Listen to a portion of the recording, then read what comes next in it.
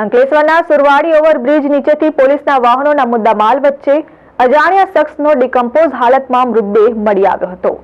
શહેર એ ડિવિઝન પોલીસે મૃતદેહ બહાર કાઢી મૃતક કોણ છે અને કયા કારણોસર તેનું મોત નીપજ્યું છે તે અંગે ફોરેન્સિક પોસ્ટમોર્ટમ અર્થે મૃતદેહને સુરત ખાતે ખસેડાયો હતો।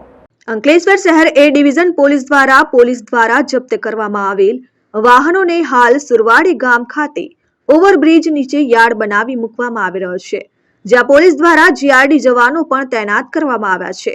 જો કે આ વચ્ચે બુધવારના વહેલી સવારે પાર્ક કરેલ વાહનની પાસે અંદરના ભાગે એક વાહન નીચે દબાયેલા હાલતમાં એક શખ્સનો ડિકમ્પોઝ હાલતમાં મૃતદેહ મળી આવ્યો હતો। ઘટના અંગે સ્થાનિક લોકોએ શહેર એ ડિવિઝન પોલીસ મથકે જાણ કરતા પોલીસ કાફલો સ્થળ પર દોડી આવ્યો હતો અને ડિકમ્પોઝ હાલતમાં મળી આવેલ મૃતદેહ કાઢી પોસ્ટમોર્ટમ અર્થે ખસેડાયો હતો।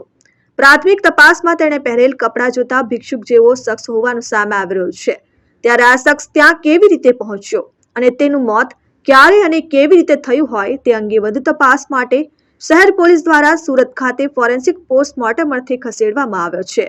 Dharmesh Patel, RN news, Ankleshwar.